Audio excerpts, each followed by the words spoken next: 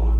La première fois lorsque son âme quitte son corps, et la seconde fois à la mort de la dernière personne à avoir prononcé son nom.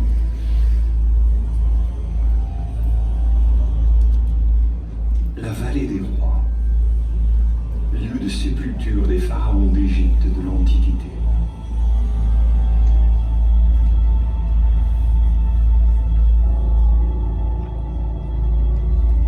« 1922. Dans la vallée des rois, Howard Carter poursuit intensivement ses recherches. Originaire d'Angleterre, il travaille en Égypte depuis plus de 30 ans.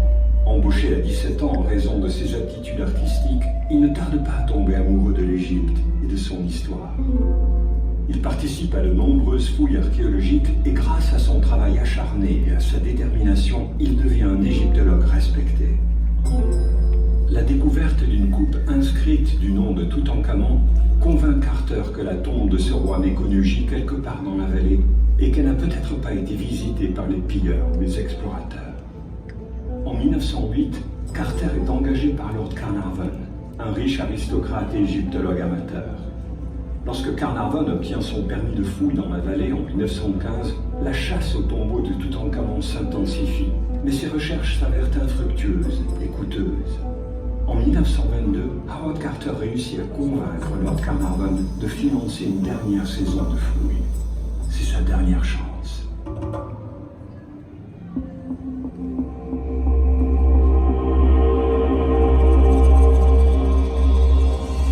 Nous sommes en 1336 avant Jésus-Christ. L'Égypte est au sommet de sa gloire, le plus puissant empire sur Terre. Les anciens Égyptiens attribuent leur succès à la grâce des dieux. Leur culture étant baignée de magie.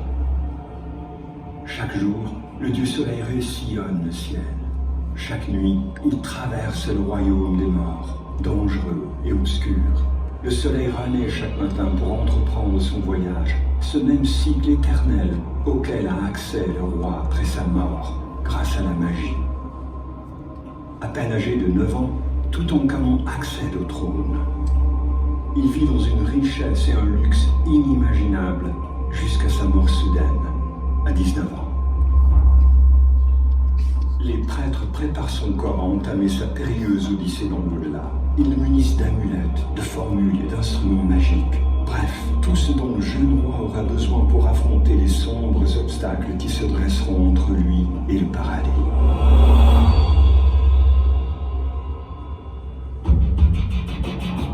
À présent, suivez Toutankhamon dans son voyage vers l'au-delà.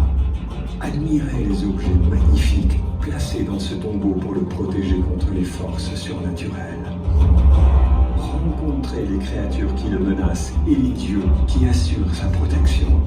Les destins de 2 hommes que 3000 ans séparent convergent.